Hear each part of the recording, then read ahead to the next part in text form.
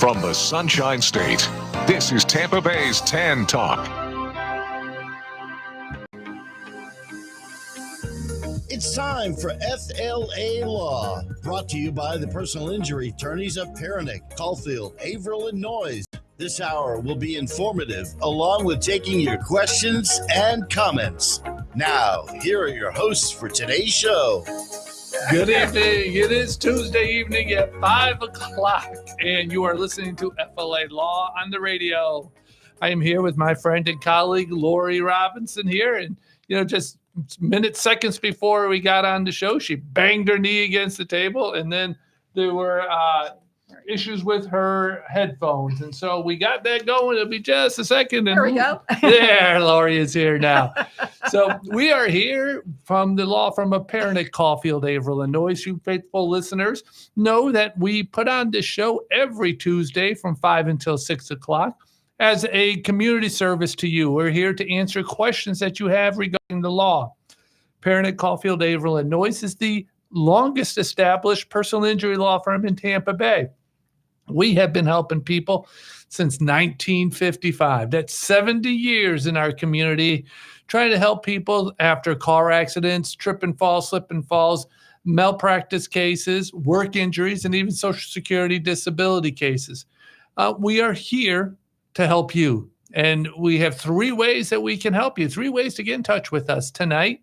From 5 until 6 o'clock. And the first and easiest way is to give us a call. This is a live call-in show. So call us at 727-441-3000. That's one way. Second way is jump on our live Facebook page at Perenich, Caulfield, Avril Noyes Injury Lawyers. Perenich is spelled Perenich. And you can jump in, and you can see Lorrie and I right here in studio, and you can type in your comments or questions right there, and we'll be happy to address those for you. But yet there's a third way, and that is through the YouTube channel as well. And that YouTube channel is also Perenich, Caulfield, Avril Noyes Injury Lawyers. And Ed on the other side of the glass will let us know if you type in a question there, and we'll be able to address that question or comment during the show. So 3 ways: give us a call, jump on Facebook Live, or the YouTube. And if you are new to the show, we thank you for listening, and we hope that this hour is entertaining. We do have a little something changed here. Last week I did Veterans Day, and we had a little trivia quiz or game that we did. Ed and I did. This week, we're going to do a Thanksgiving quiz before we jump into the law and personal injury and such like that. So if you think you know things about Thanksgiving, this is the time to jump in and play the game. You can call us at 727-441-3000. And you can jump in and provide your answers to the questions. If you get more than half right, we'll be happy to send you one of our own firm baseball caps just for you. So if you want to join us now or you can even do it on live Facebook as well. I can read your answers right here to make sure that you're answering the questions correctly. But we'll start that probably in about 5 minutes. But Lorrie, I wanted first of all, thank you for coming. Happy to be here. We're glad you're here. You are a regular here. Well, you wouldn't know that since I had the headphones backwards and thinking, man, they're so faint. Hey, it works. That's a good thing. People may say, why are we doing Thanksgiving today? It's not really Thanksgiving week. But, I've seen way too many things where Thanksgiving is being passed on by. They go from Halloween straight to Christmas. Yes. And so I wanted to have Thanksgiving its own season. It's not, hey, it's a warm up for Christmas, or as I like to do it, because everything's baseball related.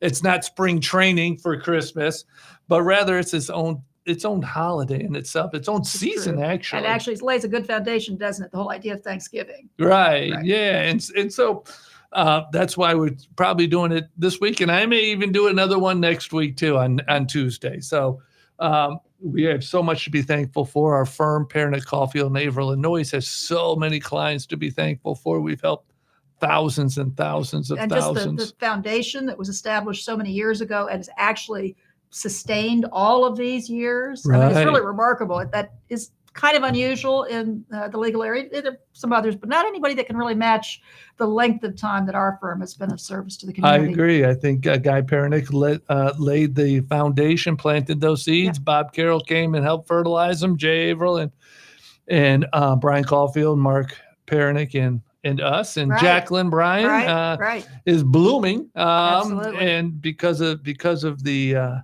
seeds that were laid so many years ago.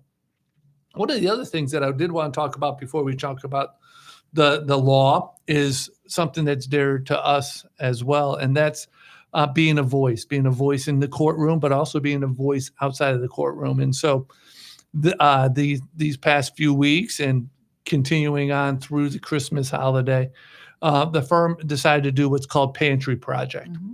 And that is an opportunity to be a voice to those people that may have food insecurities right now. And we are collecting non-perishable food in our lobby. It's kind of overflowing. It is overflowing. It's wonderful to see it overflowing. And that's partially from our staff, but also from the people downstairs at Suncoast Credit Union. And they come upstairs and do it. And also friends and family and even clients have come in to drop off donations. Mm-hmm. And so it's a wonderful thing to do. I think Monday we're dropping off our first delivery to a local food bank over at Maddie Williams in Safety Harbor. And then we hope to continue that as we go through the Christmas as well. And that's just another way to be a voice in the courtroom, but also outside of the courtroom. But Lori's talking about being a voice inside the courtroom. I mean, we're all trial attorneys. You're a board certified civil trial attorney. You and Brian Caulfield are two in the firm, and that's a rarity, quite honestly. Can you tell our listeners what it means to be board certified and how'd you got there? Sure, it was a special. When I came to the firm, it's unbelievable. I think it was 27 years ago. Wow. Is that right? That 1998? Is that long ago? It's that's higher math there. But my love had always been trial practice, and I've been very blessed to do that. First as a public defender for a decade when I started my career, and then the rest of the time has been in the personal injury area. Well, our law firm tries cases in a world in which a lot of cases don't go to court, and there are a lot of reasons that has occurred. But because of coming to our law firm and our active practice, I was able to complete the requirements to become board certified. And as you point out, Brian Caulfield also is. And so that's a distinction held really by, I think might be 2 or 3% of the bar now. Florida bar, right? Yeah, it's relatively small because you have to demonstrate trial proficiency by having a certain number of trials. You have to go through a peer review. You have to take a test and that kind of thing. So it's a little added credential that the bar awards if you meet those criteria. But as you point out, we're all trial lawyers, so it's that's what our law firm does very, very well. And fortunately, it's not necessary to be in the courtroom all the time, but you got to be able to go forward, and the insurance companies have to know that you can if you're going to get the best result for the client. And exactly. I mean, any client who just wants to go to court, just to go to court, a little bit of a red flag. That's always a challenge. Yeah. Insurance companies know that we'll take them to court. Right. If we need to take them to court, if it's in the best interest of the client, if we can maximize their net recovery that way. But because insurance companies understand our firm's reputation, I think many cases get settled that otherwise may not get settled. I think that is the case. And it's, most times it is better not to go to court, unfortunately, much to my personal dismay. There's a lot of expense involved. Obviously, there's risk. So if you can achieve a settlement without having to go to court, that's a good thing. And that's what most clients would prefer. Right. It's not. Most people don't want to be in the middle of a TV show. Not that it's exactly like a TV show, but it can sometimes be a quite boring TV show. I mean, some of our clients say, well, gosh, I watched a courtroom TV show and it will be done in a day, right? It's like, No, and jury trials don't take. I mean, jury trials take almost a day just to get started. Right. Through the voir dire, the picking of the jury, and our typical, say, auto accident case. We did a lot of auto accident cases. Obviously, that's a case that's going to take 4 or 5 days, the better part of a week, usually. Easily, you know. And nowadays it's a little more modern. You can do some more video technology and such, but it's still a trial done right. And a standard automobile case with 1 or 2 doctors, treating doctors, would take about 4 to 5 days to finally get the jury to. Very surprising to people, you know, because unless you've gone through the process, you don't really know what's involved. Right, and our clients sometimes say, "Okay, when do I have to be there?" It's like, the whole time. So they have to be there the whole time too. So they have to take a whole week off as well to just to have their day in court, but week in court, right. Quite honestly. Actually, yes, it's a pretty significant commitment, you know, but for the other side as well. So that's why usually it's possible to come to some sort of a negotiated resolution. Yeah, why don't we talk about this in other weeks, but before we get to the Thanksgiving quiz, I did, since we're talking about trial and being in the courtroom, one thing I think that people don't fully appreciate is that the jury in 99% of the cases never gets to know who's really on the other side, right? Who's sitting at the other table. Yes, that's one thing I would say. That is probably one of the first things we have to explain to clients as you actually do approach a trial, because obviously any award that is made is going to be paid by an insurance company. In an auto accident case, we all have to have insurance. And so that's where the funds are flowing from. And if you're in an automobile accident and the other party has good liability insurance, which you better hope they do, because most people are not independently wealthy and able to pay a judgment. So in that situation, the jury never knows that. So they're looking at, you could imagine they could be looking at some sympathetic person. It's an accident. So, I mean, normally it's not something where, the person's evil, but they were negligent. But the jury doesn't know how that award would be paid. They're not allowed to be told that there's insurance involved at all. That would be an automatic mistrial. And that's something people don't appreciate. You could think a jury might have some sense, but, honestly, they never know the amount. They'll never know the amount, right? They'll never know the amount. So it does add an extra layer of complexity to trying cases, because in a situation where a jury is sympathetic to the defendant, that's actually the policy reason for not allowing them to know about insurance. Is that the thought is that it may affect the awards, that if the jury knew there was insurance, perhaps they'd award more. Likewise, we worry if the jury doesn't know the actual situation, do they award less than they would, because they don't really know the situation. There is the one exception, though. Of course, we always talk about the importance of uninsured motorist coverage. I knew it only took us 19 minutes this week to talk about uninsured motorist coverage. If you're in a situation where you are injured in an automobile accident, the other party has no liability insurance or not very much, 10,000, 25,000, and your injuries are unfortunately magnitudes beyond that, then if you do have uninsured motorist coverage, you can sue your own insurance company in that setting for the limits of your uninsured motorist coverage. The jury won't know the amount, but they will know, because you're suing your insurance company, that obviously it is an insurance company that's the defendant in that situation. Yeah, but there's still limitations on how you can argue. That's right. You can't wail up and down about their obligation as the policyholder and all that. They're kind of put in the role of the driver that caused the accident, kind of put in those shoes. And that's, but at least it's an insurance defendant, which does mean that the jury isn't worrying about the amount of the award. We're thinking about right in that sense. And I had a discussion with one of our clients just today, and she was involved in a crash, clear liability. The at-fault driver tried to make a left right in front of her and caused the crash. Well, the at-fault driver only had $10,000 worth of bodily injury liability coverage, and she has a broken wrist and a broken finger and other injuries, and she doesn't carry any uninsured motorist coverage or underinsured motorist coverage. We looked at her policy on her phone, and it looked like she did carry $10,000 worth of bodily injury liability coverage, but rejected uninsured motorist coverage. And so she said, well, can I sue? Can I get more than $10,000? Can I sue the guy? And so we had to have that discussion that we have on a regular basis with the client. Technically, yes, you can sue the at-fault driver, but typically people that have $10,000 worth of insurance coverage or no insurance coverage don't have the assets to pay the judgment. Right. So in her case, she could spend $10,000 in court costs to get a piece of paper saying that she's entitled to, I'm going to just pick a number, $100,000. Right. But then she'd have to try to get that $100,000. What would happen? The insurance company would write the check for the $10,000 of what the policy limits was, and then she'd have to try to get the other $90,000 from the at-fault driver. And so the answer I told her was yes, of course you can sue them, but just because you can sue doesn't mean you're going to be successful. Right, and that's where we'll do a kind of an asset search, to see whether or not there's some possibility, but it would be very rare that you'd have to have somebody that was really quite wealthy, and they would have insurance, obviously, because they would want to protect their assets. Sure.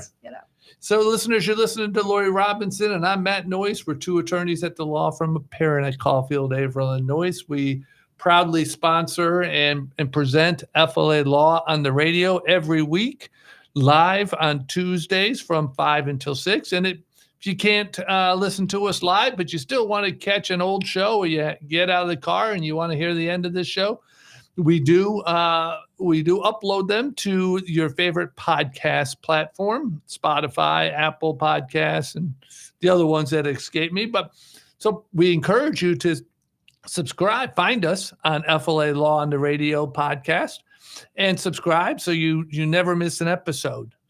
But we are going to jump to the Thanksgiving quiz. Give you probably about another minute if you want to jump on to the phone line to participate in the Thanksgiving quiz. You give us a call at 727-441-3000. Otherwise, we'll be just quizzing Ed over on the other side of the glass and Lorrie right here. I might not be ready. I promise I did not share the questions or the answers with either one of them. And I was also kind of surprised on a few of them. So why don't we just jump in right now if we can. So Lorrie, Ed, ready. What famous historical person wanted the turkey to be the national bird? Oh, my goodness. I should have started with an easier one. That's a hard one. Do you know, Ed? I don't know. Got me. I don't know. Benjamin Franklin. Really? Oh, yeah, I love Benjamin he admired Franklin. the turkey, but he criticized the bald eagle. Oh, he wanted the turkey to be our national emblem. Isn't versus that crazy? Yeah, wow. Bald eagle was too salty. Good point. That's right. Doesn't go good with stuffing. Okay, number 2. Which president began the tradition of the turkey pardon? Pardoning the turkeys. I want to say that I think President Kennedy did it once, and then George H.W. Bush kind of came along and did it. Did it happen earlier? I don't know. Ed, what do you think? I was going to say Kennedy, maybe. I think you're both kind of right. I think Kennedy did do it once, but the tradition didn't begin until George H.W. Bush. Oh, wow. When he officially started in 1989. There we go. I was kind of hedging my bets there. That was pretty good. That was pretty good. I'm kind of surprised. I would have thought the turkey that went back further. You sort of, it seems like forever, but maybe because I like the idea of pardoning the turkey. But, that's right. Although I do have turkey, but I think they're trying to name the turkeys right now, so I think what's going on for this year. All right, there's 2 Thanksgiving parades. One's the Macy's Thanksgiving Parade, and the other's the Detroit Thanksgiving Parade. Which one of them is older? Wow. I never even heard of the Detroit ones. I'd go with Detroit. You go with Detroit? You would be right, Ed. It's 4 years older than the Macy's Thanksgiving Parade. And they still are doing it? And they're still doing it. Wow. Yeah. What else is they still doing in Detroit every Thanksgiving? Well, now that they're better, the Lions play. That is correct. That was one of the questions here, but you're right. Every Thanksgiving, always the Detroit Lions play since 1934. The Detroit On Lions Thanksgiving? have been playing every Thanksgiving. Isn't that As a odd? part of the National Football League? Uh-huh. Huh. Yeah. Yeah. So they just have worked that out. So they always play on always Thanksgiving. play. Huh. And as the Chicago guy, they sometimes play the Chicago Hey. Bears. And so we always got to root for Chicago. All right. So you're very good, Ed. You Yeah, got that both. was You got both impressive. of those questions, you know. Okay. The next one, we got to talk about food. Which Thanksgiving dish was not at the first Thanksgiving? Mashed potatoes, venison, or pumpkin? Lori? I'm going to guess mashed potatoes. Okay. I'll go with venison. Lori would be right. Potatoes weren't around back then just yet. So it took a little while for the potatoes to come to us. All right. This one should be easy for everybody. Which dessert is more popular nationwide on Thanksgiving? Pumpkin pie or apple pie? I imagine it's the pumpkin pie. I personally like the apple pie myself. Yeah, I would say pumpkin. It is the pumpkin pie. I agree. Yeah. Apple pie. Actually, the chocolate cream pie Right, is even better that my sister makes. So yeah, so you're right. Pumpkin pie is the most popular. Charlie Brown Thanksgiving. What is the name of the famous Charlie Brown Thanksgiving menu item that is not traditionally Thanksgiving? Oh, wow. They put this menu out and they have the turkey and they had the stuffing. There you go. I have no idea. I didn't know this answer either. What was the question again? What item on the menu at Charlie Brown's Thanksgiving dinner is not traditionally Thanksgiving?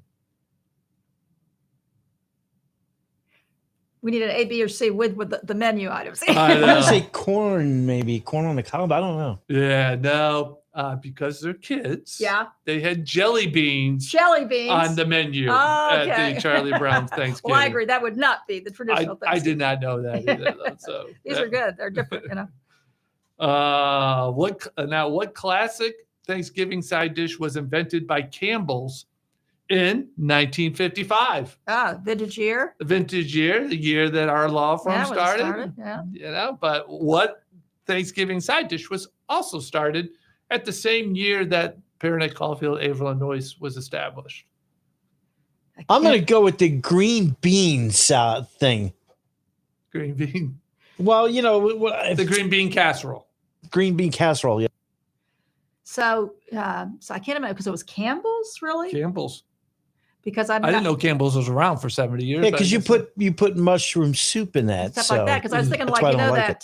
that's me too. the cranberry, like we used to have that. I like the fresh cranberries now, but when I was growing up, Mom would use the gelled. the gelled cranberry My sauce. daughter loves the jelly. The fresh gel, is yeah. to die for, really, if Yeah. you do it right. But okay, well that's really curious. But I don't know if Campbell's. It is right. It was. It's the green bean beans? casserole. Green bean Oh, okay, that's is- true. You use that in the green bean casserole. Yeah, you know the Campbell's and Okay. the cream of mushroom. And all of That's that. cream of mushroom soup. Yeah. But no, I No. haven't made that in my lifetime, but we never had that as a part of our family thing. But Those little onions that come on Yeah, afterwards are right. even better. But fortunately, my sister makes one with mushrooms and one without mushrooms, so we can enjoy that. All right. What percentage of Americans eat turkey on Thanksgiving? 70, 80, or 90%?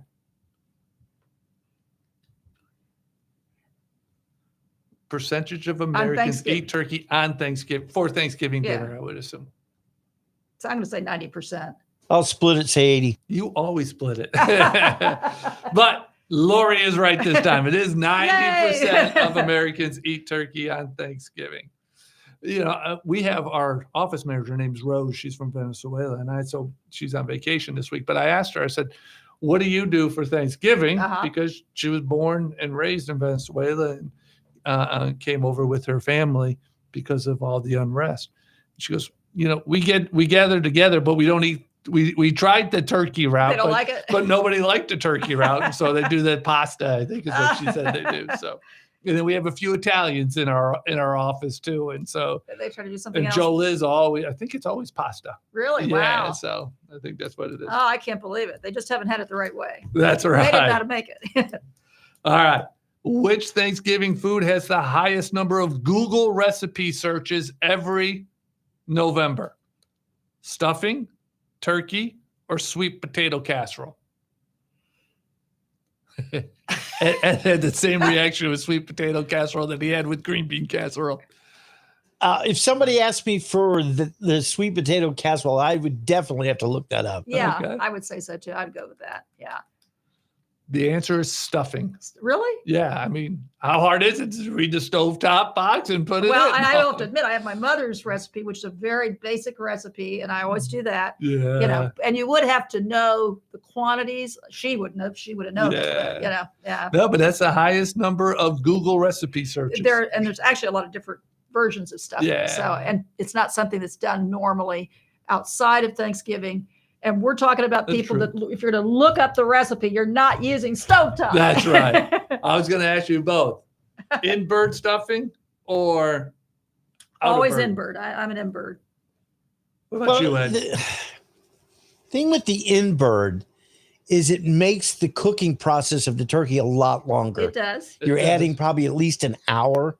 If you've got a big bird in there, like 20 pounds, you're looking at 8 hours of cooking if it's stuffed. Yeah. And then, I mean, how much can you really put in there? Because if you've got a big bird, you have to make side because what's in that bird is not going to be enough. That's true. Yeah, not if you're feeding a group, that would. That's true. More- Which one do you think tastes better?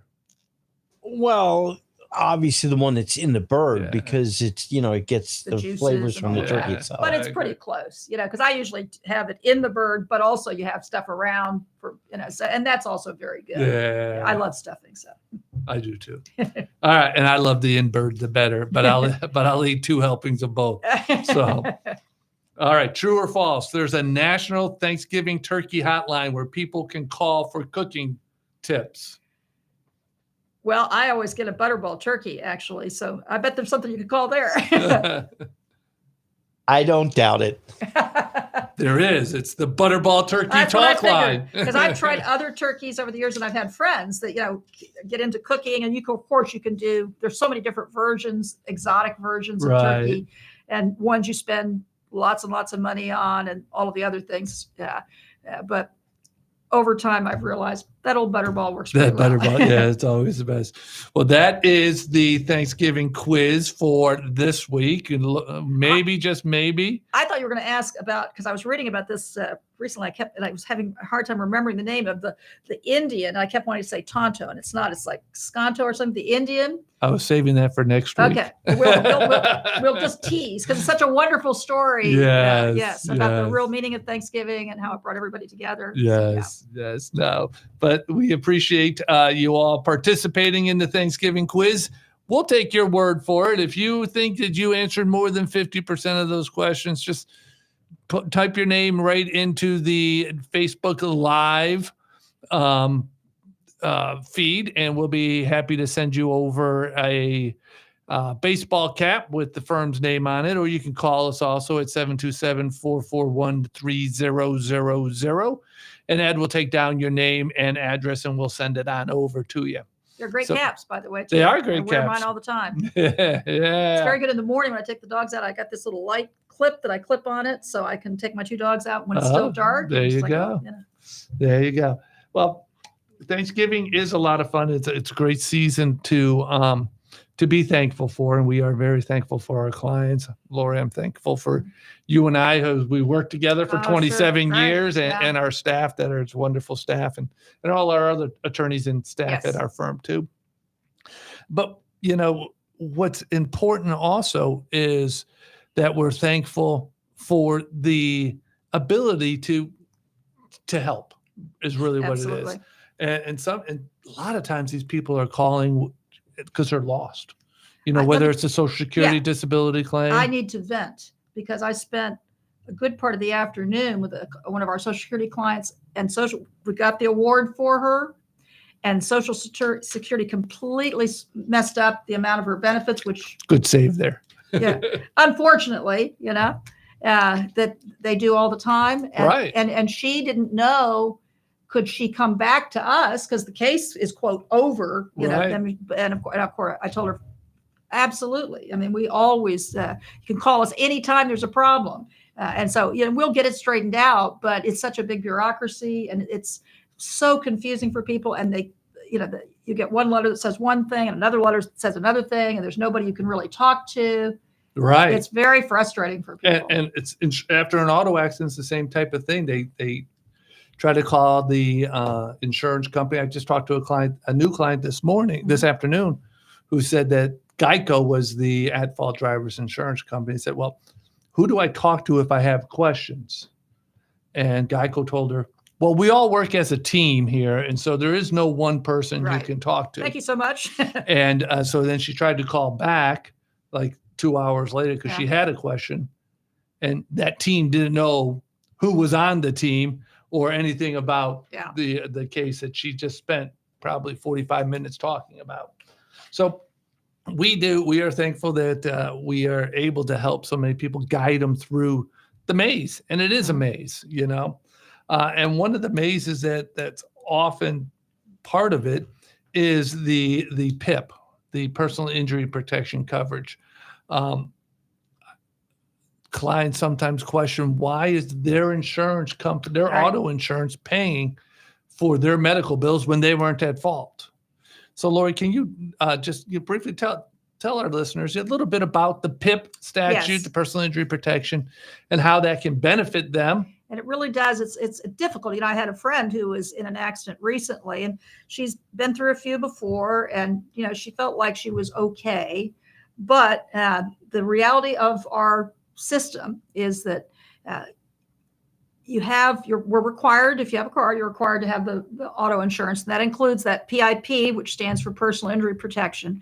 And that's the insurance coverage that is supposed to pay by law for 80% up to $10,000 of your medical expenses if you have any related to an auto accident. It also would pay lost wages, 60% of it, you know, likewise, if something happened that, you know, that was more than just truly minor situation. And what happens is you don't necessarily know what you're dealing with right away. So the law has become more and more restrictive so that now you absolutely must see a doctor or go to the ER or something within 14 days of your accident. So obviously a little before that, in order to preserve your right to be able to have that insurance, which you pay for, available to pay for care that you need if you do related to an automobile accident. And so it's actually, I mean, you know, it seems like a little of a process for people to go through, but it is something you're paying for. It's a benefit for you. And you know, we always hope that a person will not have any significant injury, but unfortunately, obviously what we've done for all these years, we see a lot of people that do have significant injuries as a result of an automobile accident. And many times, you know, your adrenaline flows right after an accident. We all hope that it's no big deal, just human nature. Many times, issues will surface, not necessarily immediately, but some period of time after that actually are related to that. So it's very important to go get checked out if you've been in an accident, so you preserve your rights to have that care paid for under your auto insurance. Right. And I think it also opens the door to the medical doctor's office, because if there's a dispute about liability and you didn't have PIP coverage, then you wouldn't be able to pay for that medical care until that dispute of liability is resolved. Right.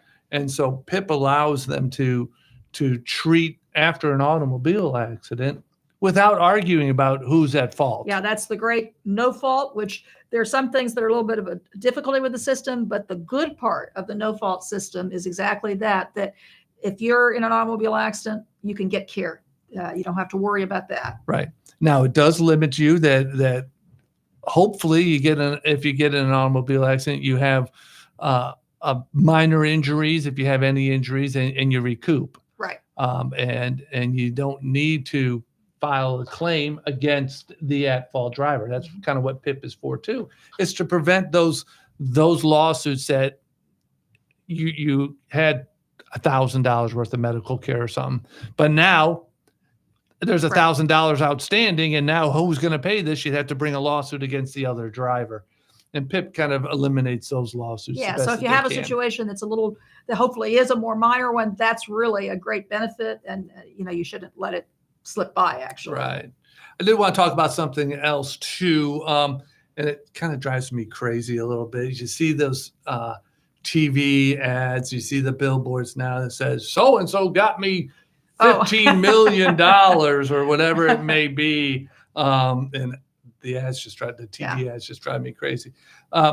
Lorrie, can you tell our listeners, really what do those TV ads don't tell them about those type of recoveries? Right. I mean, it doesn't in any way tell you anything at all about a specific case, really, and the circumstances that are there. It's quite misleading. It's very disappointing. As a lawyer of many years, the bar, there used to be quite a bit of restriction on what lawyers could advertise, but there are free speech issues and commercial speech, and the courts have ultimately pretty much given the go ahead. So you get advertising that would be like on any other for any other product almost, and it's not appropriate, I don't believe, actually, for professional work of this nature, the services we provide, because it's totally misleading. I mean, we could go through our list and if you go to the website, we will list representative cases, and it does show, obviously, that that there can be very substantial recoveries, but it doesn't tell you anything about your particular case, because the actual recovery in your case is going to depend on the facts in your case, the nature of the injury. I mean, to be honest, you don't really want to have a case that's right. 15 million. It's like, ooh, that was bad. Now, if you have such injuries, obviously you want a fair recovery, but yeah, it's very misleading. I think to myself, how is a person supposed to select a lawyer? Right. And so really, I think we get, I think, the highest percentage of our clients are returning clients or referrals from clients, people that we've represented, which is, probably the best way, or if you know somebody in the legal community that's familiar with lawyers, but not so much by some billboard that says. Right. And some of those verdicts may not be collectible. That's true. There's the other part of this is that, yes, you could, because there are situations where, for a number of different reasons, a lawyer may take a case, might even be an unopposed case, and they get a huge verdict. Yeah. But it's not, as you say, it's not a collectible one. There wasn't insurance behind it. It's not really telling you how effective the lawyer will be in your case. I can't help it. I have a little bit of amusement that one of the large firms actually now has a little commercial in which they said, "Call my mom." It's like, really? Okay. They used to have one that was little kids that said, "Call my dad." Yeah. And now those kids are older. Yeah, right. And they still, and so they jumped on. Yeah, so that's kind of cute, just because. It is kind of cute, really. Because I've seen them grow up. Another thing that I think our listeners and our clients need to always be reminded about is this day and age of social media. Yes. Then how can your post actually hurt your case? Oh my goodness, that's so tricky for people, because it particularly for younger people, there is a tendency to put a lot of things out on social media just as if you're having a conversation with your friends, and if you've been in an automobile accident, have any kind of a claim pending, and the insurance company can get ready access to all of that. Sure. The courts will actually permit it, even if there's some extra steps to take, but so if you've posted things, you just should be, we always, of course, if you have an injury, you come to see us, we advise people, don't have any commentary about your accident or your injuries, or frankly, your activities on Facebook when you have a pending claim. And it's certainly can be a little bit challenging, but it can be very misleading, because you may be showing yourself doing something that seems pretty physical, and maybe after you completed doing that, you were in a lot of pain and all of that, but those pictures are out there that make it look like, you haven't had any real impact at all in your life. So it's something that people should be very cautious about. They really shouldn't be posting if they've got any kind of a claim. Yeah. And I think on social media, I think people have a tendency to post the best. Right. Because that's kind of what it's about. It's sort of show and tell, right? Yeah, exactly. So, and those can end up biting you later. I mean, we've had cases where there was a family wedding, and they were posted on social media, all the photos, and it showed our client at the family wedding, but there were no photos of our client dancing or anything like that. But they tried to insinuate that, well, he was at the reception, and so therefore they must have been doing something. But we're not going to say you don't go to your family wedding, Exactly. obviously. And you can't probably prevent pictures per se if somebody else puts them up. But if you have a claim pending, it's probably better not to share photos, Right. and certainly not photos of doing any of the dancing. Right. Especially my dancing. You don't want to see photos of that. But also, I think it works the other way too, is that we don't want to post or not, and not just Facebook, but the other social medias that people use. We don't want to post also the agony, the injuries, and all that stuff too, because those two will end up biting you or hurting you. I would say that's in the category of too much information, TMI. It's a particularly again for younger people that are so accustomed to relating through like Instagram and things of that nature. I can appreciate it. It seems like, or the TikTok videos. I mean, but it really, there should be no posting regarding anything that would relate to your condition, that sort of thing. It's just, and if you had questions about it, I mean, you should talk. I mean, anybody we're representing, we're going to have this discussion with, because it's something, it's so prevalent now and people enjoy it, but it's really not a good idea. And there's court cases saying that if you delete them after the case, they're still discoverable and they're still admissible. So you don't want to get into a position like that, because we never are allowed to conceal information. Right. That would be unethical and wrong. So we can't do that. Yeah. But we can certainly counsel that you don't want to create things that might be arguable by the other side. Now, and in turn, we always tell our clients after we meet with them that it's important that they document how the injury has impacted them. Keep a spiral notebook, like a journal or something like that. And someone asked me, "What's a spiral notebook?" And I said, "Oh, okay, now I'm really dating myself." It's not Instagram and it's not TikTok. I know, but I think it's important that they keep a spiral notebook or a notebook documenting.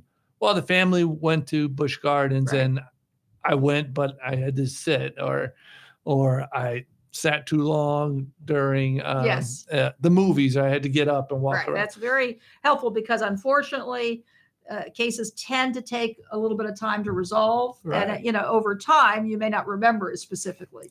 And you develop a new normal. You forget 6 months ago or 8 months ago, you used to be able to do X, Y, and Z. Right. And so now you're leaving this new normal that you don't do those things, but you don't really appreciate that you're not doing those anymore. And if we don't want people focusing on the negative, but you're entitled to compensation for what has occurred as a result of the accident and as your damages. So it is very helpful to do that. And that is something we suggest for that reason. And then, if you're in the litigation process and they're taking your deposition, that's the kind of thing in advance of the deposition, we would go over with you and kind of help you.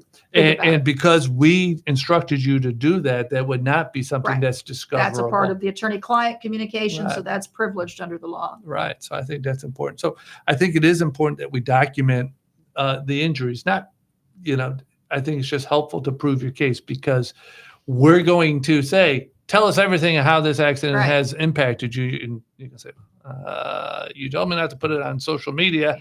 I don't remember, and social media is a great reminder. I admit that on certain things. I get those photos all the time.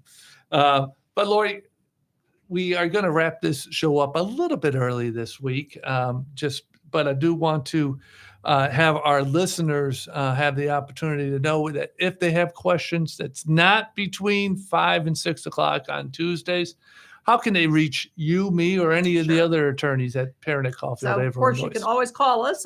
Our number is 727-796-8282, and the law firm is Perenich, Caulfield, Avril, Noyes. But you can also, talking about social media, et cetera, we're easily reached via email. You can go to our website, which is at usalaw.com or voiceoftheinjured.com. And if you type that into the search bar, it's going to bring up our website, and there's a contact info there. You can contact us either through email or other means. So that either the web like that or our phone.